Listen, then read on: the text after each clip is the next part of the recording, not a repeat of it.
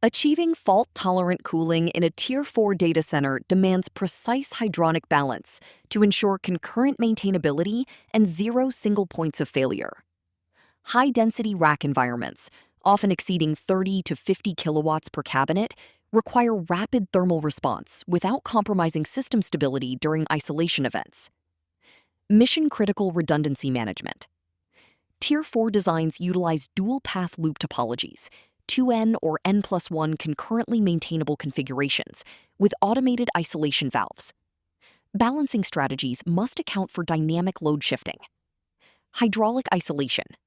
Automated motorized butterfly valves isolate pipe segments during leaks or maintenance without starving adjacent CRAH units. N+2 pump staging. Variable frequency drive pumps, VFD, use soft start profiles to avoid pressure surges, water hammer, that trip differential pressure switches during failovers. Differential pressure control, DP, and bypass synchronization. Proper DP sensor placement prevents low delta T syndrome and pump overspeeding. Sensor placement. Position DP transmitters across the most remote cooling coil and intermediate headers. Use 2 out of 3, 203 voting logic to eliminate false control signals. Bypass valve modulation. Fast-acting motorized bypass valves maintain minimum chiller evaporator flow during low load states.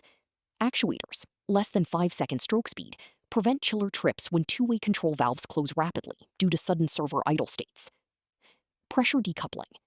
Decouple primary and secondary loops using bridge pipes or plate heat exchangers to stabilize differential pressure across variable loops. Dynamic hydraulic modeling. Hydraulic digital twins simulate physical loop performance under failure scenarios.